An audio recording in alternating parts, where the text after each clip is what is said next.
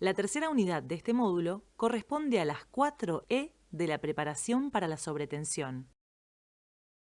Objetivos. Entender el modelo conceptual del aumento de la capacidad institucional. Describir los 4 componentes de la preparación para la sobretensión. Describir la estructura del comando centralizado de incidentes. Detallar los dominios de atención durante la sobretensión aguda. Aquí vemos la respuesta a la sobretensión que planteamos previamente. ¿Cómo nos organizamos para dar respuesta a esa demanda? Lo primero es entender que esta respuesta hay que pensarla en todos los niveles.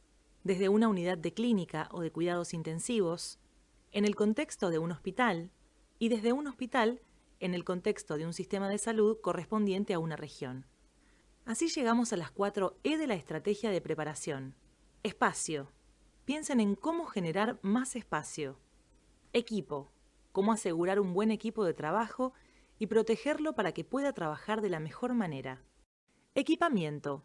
Vamos a hacer la distinción entre equipo de personas y equipamiento de materiales. Cómo asegurar el equipamiento apropiado para cada profesional y cada escenario.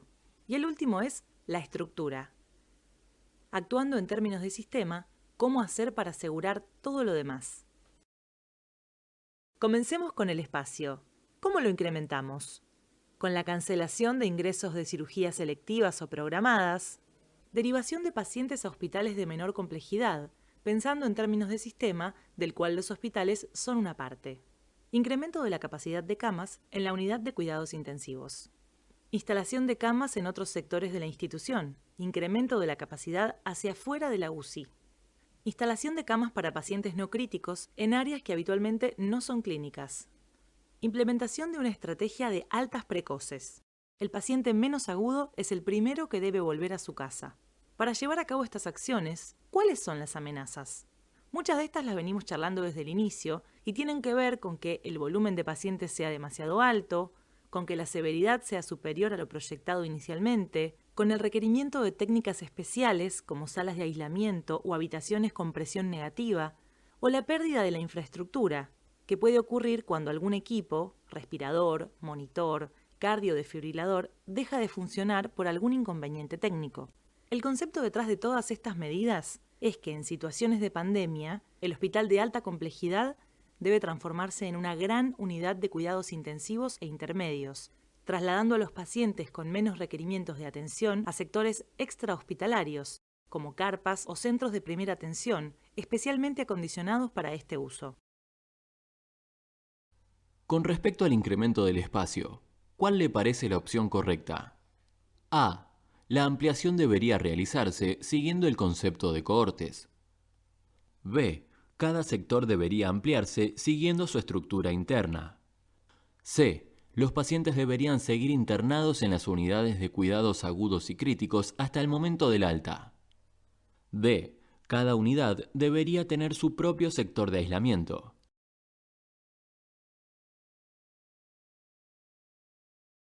Incorrecto. Esto hace que más miembros de cada unidad requieran equipos de protección personal en el hospital y que haya sectores donde los mismos no se utilicen, mientras en otros hagan falta.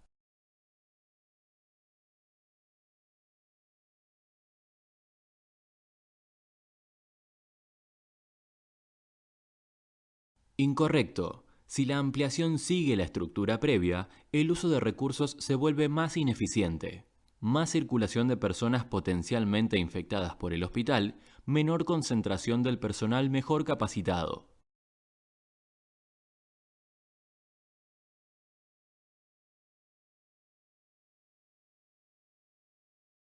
Correcto. La organización por cohortes constituye el uso más eficiente de recursos institucionales.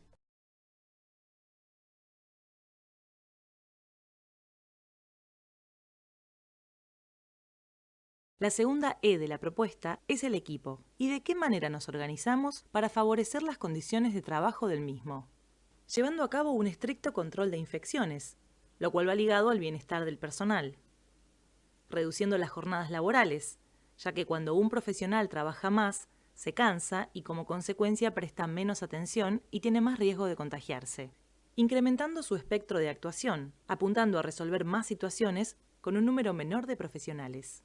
convocando a personal inactivo o retirado. En pantalla vemos la organización propuesta para incrementar la capacidad de atención de un intensivista. Las recomendaciones actuales de la Sociedad Argentina de Terapia Intensiva dicen que, en condiciones de normalidad, debería haber un médico intensivista cada 7 pacientes. Para incrementar la capacidad de atención de un intensivista, bajo la estructura propuesta, vemos en pantalla que por cada intensivista podría haber hasta 24 pacientes. El elemento clave es el médico no intensivista entrenado, objetivo de esta capacitación, que tendría a cargo 6 pacientes, quedando 4 médicos con estas características bajo la supervisión del médico especialista en terapia intensiva. La misma estructura puede replicarse para enfermería y kinesiología. Si habitualmente la relación recomendada es de un enfermero cada 2 pacientes, se deriva de esta propuesta que al sumar 4 enfermeros no intensivistas, supervisados por un enfermero especialista en cuidados intensivos, les permitirá tener a cargo 2 pacientes cada uno, por lo cual el enfermero especialista terminaría supervisando la atención de 8 pacientes. Obviamente que existen otras alternativas relacionadas a la gestión para la organización institucional. En todos los casos, deben estar preestablecidas y acordadas con todos los servicios del hospital. Esto es especialmente relevante en la preparación de medicación de uso habitual en la UCI, como drogas vasoactivas, sedación, opioides y bloqueantes neuromusculares. Aclaramos que esta es una propuesta de organización en un contexto dinámico que podría variar. Les recomendamos mantenerse actualizados con el material complementario del curso. Con respecto al equipamiento, no vamos a dejar de insistir en la necesidad de que el personal cuente con equipo de protección personal apropiado en calidad y en cantidad. Los riesgos para poder cumplirlo no difieren demasiado de los expresados previamente. Un alto volumen de pacientes hará que el personal requiera más EPP y que se necesiten más recursos farmacológicos. Un aspecto especial tiene que ver con los tiempos de rotación, por la necesidad de desinfección posterior. Un ejemplo de esta situación es la que vemos frente a la necesidad de realización de una tomografía computada. Si bien el estudio requiere un tiempo breve para su realización, la necesidad de limpieza posterior hará que el sector quede inutilizable por un periodo más prolongado. Las estrategias para lograr un suministro de equipamiento apropiado son: el incremento de la solicitud inicial, anticipando la posibilidad de interrupción o sobrecarga posterior de la cadena de provisión-planificación. El uso de depósitos centrales para evitar la mala distribución entre instituciones. La sustitución o adaptación de equipamiento usado habitualmente con otra finalidad, pero con la misma eficiencia y efectividad. La reutilización de material, como el caso de los barbijos N95. Finalmente, la estructura del sistema tiene que garantizar la planificación y el liderazgo para operar y optimizar la respuesta a la sobretensión. Por otro lado, la estructura tiene que contar con recursos para el desarrollo, instalación e implementación de sistemas de información que permitan acceder a un conocimiento real del estado de situación cada momento. Los profesionales tienen que ser entrenados en la recolección de datos porque contar con información precisa va a ser lo que permita brindar la mejor atención apropiada a cada momento y hacer los ajustes necesarios de acuerdo con la marcha de la respuesta. Es fundamental la creación de un comando centralizado de incidentes. Esta estructura tiene funciones específicas y su razón de ser es brindar respuesta rápida para hacer realidad la adaptación del sistema a las necesidades. Este comando no seguirá en su estructura la escala de rangos hospitalarios, sino que tendrá una estructura derivada de las funciones que hayan sido asignadas a cada miembro del mismo. Este comando tiene que estar unificado y debe ser conocido por todos. Entre las funciones están la evaluación continua de la demanda de recursos con una concepción sistémica, emitir las recomendaciones para conservar o liberar recursos, sostener una comunicación frecuente, tanto hacia adentro como hacia afuera de la institución. La comunicación es esencial en estas situaciones. Y cuando planteamos hacia adentro, estamos hablando de comunicar a las estructuras propias la magnitud de lo que se espera y de monitorear el estado de los servicios internos. Y cuando nos referimos a afuera, estamos hablando de la necesidad de coordinación de la atención con otros niveles de organismos de salud, para lo cual estos deberán ser informados del nivel de recurso con el cual cuenta la institución. Coordinar la respuesta para maximizar la capacidad local y regional. Les presentamos un esbozo del sistema de comando centralizado de incidentes. Si bien el esquema completo tiene 52 componentes, cada institución deberá adaptarlo a su necesidad, sin importar el número total de componentes, pero sí cumpliendo todas las funciones prioritarias. Toda esta información podrán consultarla en el material adjunto. Por razones didácticas, vamos a presentarles solo las 4 líneas principales, que son las que gobiernan el resto de la estructura. Se identifican 4 columnas: planificación, logística, finanzas y operaciones. La planificación se ocupa de generar las hipótesis de conflicto, los planes multipeligro, porque analizan todos los escenarios posibles, incluyendo factores biológicos, naturales y terrorismo, entre otros. Esto pone de manifiesto el requerimiento de un insumo del que a menudo carecemos, como son estadísticas propias y oportunas, para poder llevar a cabo estas estimaciones y asignarles una probabilidad en el contexto que estamos analizando. Con respecto a la logística, se refiere a cómo implementar estos planes de manera rápida en instituciones particulares, como puede ser un hospital. Acá nuevamente hacemos hincapié en la necesidad de contar con un buen sistema de vigilancia que pueda dar cuenta de cuál fue el resultado de la adaptación del hospital a la nueva situación e identificar potenciales puntos débiles o cuellos de botella. Las finanzas apuntan a los recursos a través de los cuales hacer posible la implementación logística de los planes diseñados. Como podemos apreciar, cada uno de los elementos descansa sobre el otro para poder cumplir sus objetivos. Finalmente, la parte operativa se refiere a quiénes están a cargo de cada tarea en una situación de desastre y qué personal no atenderá pacientes, ya que sus horas de dedicación estarán asignadas a tareas operativas, de organización o en otros servicios no involucrados en la atención de pacientes COVID-19. Esta estructura tendrá que adaptarse a cada organización y tendrá la complejidad que cada una requiera. Volviendo al esquema inicial que les planteamos al presentarles este modelo, hay ciertos dominios de atención o puntos clave bien objetivos que ayudan a cumplir con las metas. Estos puntos son los que veíamos y que vamos a tratar brevemente en los próximos 5 minutos. Definición de caso. Es muy importante que la definición de caso se publique rápidamente a través de medios oficiales y se actualice en forma frecuente.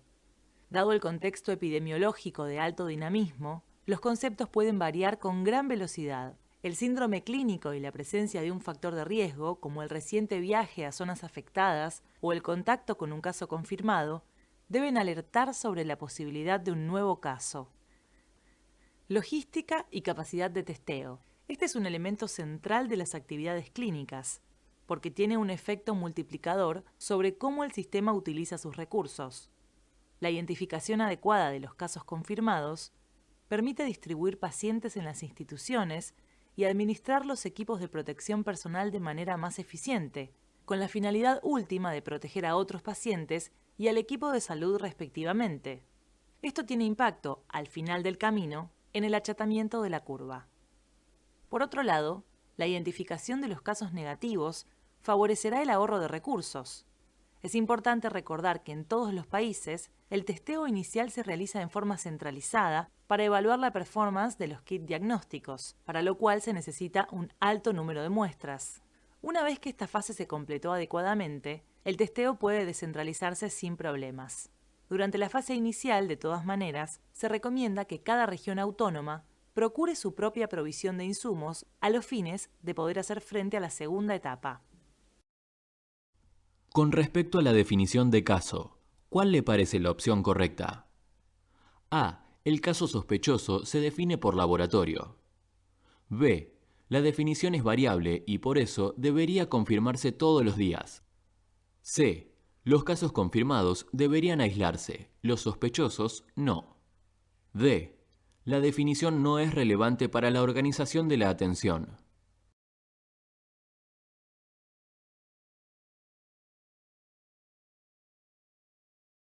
Exacto. Se recomienda que esta tarea sea encomendada a un grupo específico dentro del hospital, quienes se encargarán de que la información llegue a todo el personal necesario.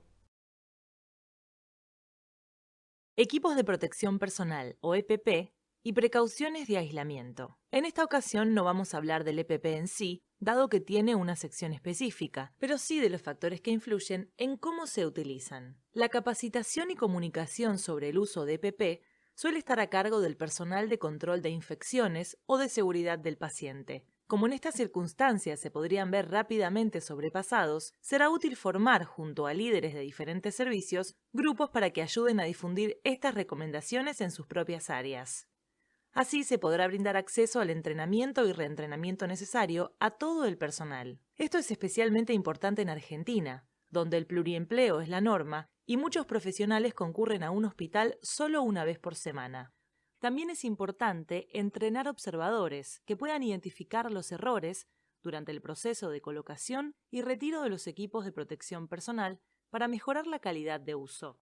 Triaje y cohortes. La distribución en cohortes inicialmente requiere recursos, pero lleva a una mejor asignación de experiencia y equipamiento. Si bien no se discute que el manejo a través de cohortes es una buena práctica, no es menos cierto que este objetivo resulta muy difícil de cumplir para muchos hospitales, dado que carecen de áreas vacías que sean apropiadas para la atención de los pacientes, y que a menudo resulta imposible lograr la coordinación institucional necesaria. Alternativamente, se pueden destinar sectores, no ya unidades enteras, para la internación de estos pacientes, con la contra de ser un método menos eficiente. La organización por cohortes permite concentrar los equipos de protección personal en un sector, concentrar los equipos de personas entrenadas que a su vez podrían entrenar a otros profesionales, reducir la exposición comunitaria por menor circulación de familiares. Protocolos clínicos. Cuando se requiere el uso de equipos de protección personal y se instalan medidas de aislamiento, se modifican completamente los procesos de trabajo. Ni siquiera la rutina de la ronda diaria de revisión de pacientes, la toma de muestra para laboratorio, ni la solicitud de exámenes complementarios serán los mismos.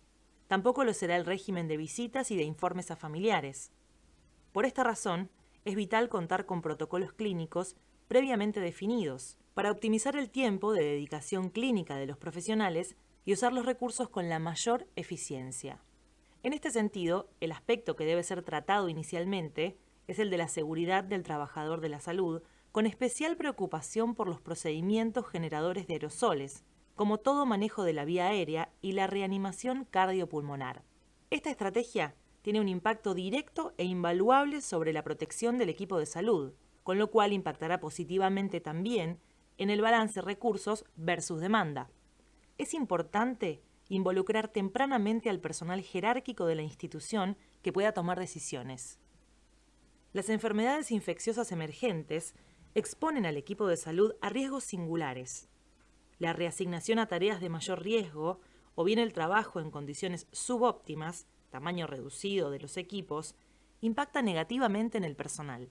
El desarrollo de protocolos para el monitoreo de síntomas en el equipo de salud, que contemplen la priorización en la realización de tests, es fundamental para un mejor funcionamiento institucional, como así también la seguridad de contar con las facilidades necesarias para el cumplimiento de la cuarentena en caso de resultar positivos. Los hospitales deberán procurarse también protocolos de actuación para situaciones límite, como la objeción de trabajadores a reorientar recursos vitales. Identificar rápidamente a los miembros del equipo con deseo de participar de tareas que no realizan habitualmente, como cuidados intensivos, y brindar la capacitación apropiada. Los trabajadores de la salud pasan por experiencias muy estresantes durante una situación de sobretensión. Tienen que lidiar con la atención de mayor número de pacientes con mayor severidad, con escasez de recursos y el riesgo de contagio y transmisión a su propia familia. Esta tríada puede ser muy mal tolerada por muchos profesionales. Los sistemas de salud deberían proveer a los miembros del equipo un plan de seguridad familiar, que incluya, pero no se limite a, vivienda alternativa, programas de soporte en caso de cierre de escuelas, provisión de ropa de trabajo limpia y un sector para la limpieza antes de regresar a sus hogares, acceso a soporte emocional como counseling psicológico para evitar el estrés postraumático. La comunicación clara, frecuente y precisa es esencial en un evento de sobretensión. El plan de comunicación del hospital debería conectar a los equipos de salud hospitalarios con el Comando Centralizado de Incidentes para tener directivas claras de qué hacer. También es importante establecer un canal de comunicación eficiente que tenga llegada a todos. Establecer un repositorio de documentos centralizado y actualizado para que pueda ser consultado por todos los equipos. La estrategia de reducción de las visitas, medida que claramente tiene un impacto positivo sobre la transmisión comunitaria, tiene que comunicarse efectivamente para reducir el enojo y la desconfianza de la comunidad. Por último, disponer de un equipo mínimo de personas que puedan comunicarse con la comunidad a través de los medios masivos. Si bien los eventos de sobretensión aguda ocurren debido al incremento de nuevas demandas, cuando se relacionan con causas infecciosas como en pandemias, pueden prolongarse por mucho tiempo e incluso empeorar. Por eso, el hospital debe planificar de acuerdo con las 4 E: espacio, equipo, equipamiento y estructura. Esta tarea a menudo resulta abrumadora por el volumen de trabajo que implica. Por eso, lo más razonable es ocuparse de una unidad de atención por vez. Un enfoque posible resulta de pensar con actores clave de la organización qué implica la apertura de una nueva unidad de aislamiento en términos de espacio, costo y personal. A partir de ahí, ¿qué se necesitaría para abrir una segunda unidad y cuáles serían los eventos gatilladores para continuar superando la demanda? Es importante tener en cuenta, al hacer los números, la cantidad de personal que no va a estar disponible por enfermedad, cuarentena o asignación a otras tareas. Identificar el equipamiento necesario en un contexto de máxima demanda de los mismos y evaluar si hay posibilidad de reusar equipo viejo o adecuar equipamiento de otros usos. En los casos más extremos, aun si se llevaron a cabo correctamente las acciones y se logró ofrecer la máxima capacidad, la demanda puede sobrepasar la oferta, y el equipo podría quedar expuesto a la decisión más difícil, que es la asignación de recursos escasos. Es decir, para algunos pacientes sí, pero no para otros. Acá es donde se necesita un cambio de enfoque, de la medicina basada en el paciente a una medicina basada en la sociedad. El mayor bien para la mayor cantidad de gente. De acuerdo con esta visión, se recomienda la creación de comités de decisión para la asignación de los recursos, preservando al equipo asistencial de tener que lidiar en una situación así cara a cara con el paciente y su familia. Estos comités deben incluir bioeticistas en su estructura y no necesariamente ocuparse de una única institución, sino que podrían brindar soporte a una red de hospitales. Por otro lado, el uso de una estructura superior que permita la administración de recursos entre hospitales es una medida que ayuda a generar confianza en la gestión de los mismos a nivel territorial. Continúe con la siguiente unidad: situaciones especiales.